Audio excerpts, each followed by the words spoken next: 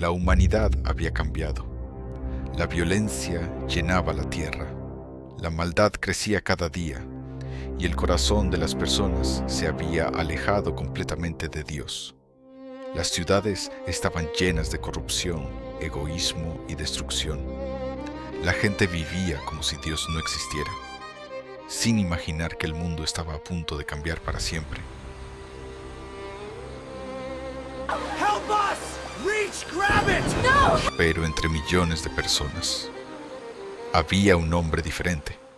Su nombre era Noé. Noé no era perfecto, pero tenía algo que casi nadie conservaba en aquel tiempo: fe. Mientras el mundo se hundía en la oscuridad, Noé seguía creyendo en Dios. Y fue entonces cuando Dios decidió hablarle. Una noche, mientras el viento soplaba sobre la tierra silenciosa, Dios le dio una instrucción imposible: construye un arca. Noé debía construir un barco gigantesco en un lugar donde nunca había ocurrido un diluvio. Dios le dijo que la tierra sería destruida por una gran inundación y que solo aquellos dentro del arca sobrevivirían. Imagínate por un momento lo que eso significaba. La gente nunca había visto algo así. Nunca había llovido de aquella manera. Y aún así, Noé creyó. Día tras día comenzó a construir el arca. Golpe tras golpe, madera tras madera. Mientras trabajaba, la gente se burlaba de él. Está loco. ¿Un barco gigante? ¿Una inundación?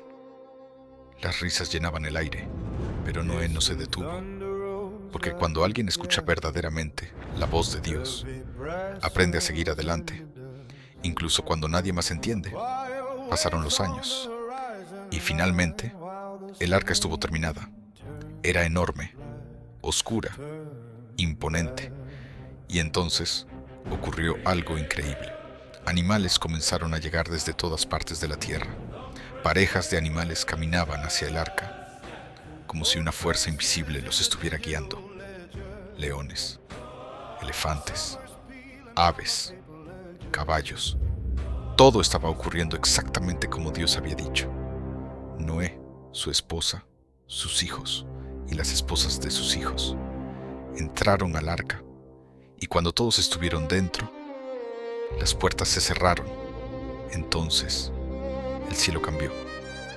Nubes oscuras cubrieron la tierra. El viento comenzó a soplar con fuerza y la lluvia comenzó a caer. Al principio fueron pequeñas gotas, pero luego el mundo entero fue cubierto por agua. La lluvia cayó durante 40 días y 40 noches. Los ríos se desbordaron. Las montañas comenzaron a desaparecer bajo las aguas. Las ciudades fueron tragadas por el diluvio. Y mientras el caos destruía todo afuera, el arca flotaba en medio de la tormenta.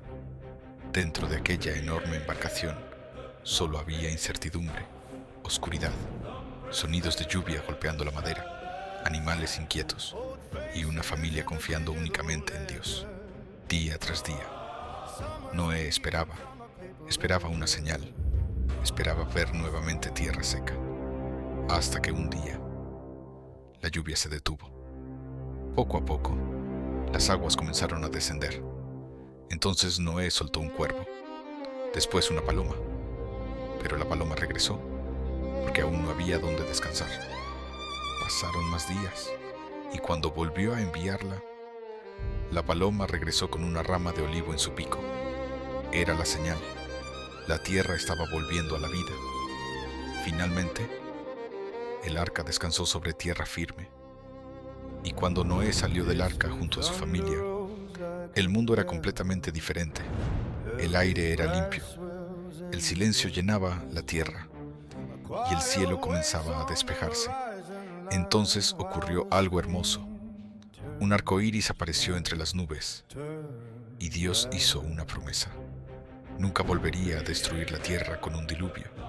Aquel arco iris se convirtió en símbolo de esperanza, de un nuevo comienzo y de la fidelidad de Dios.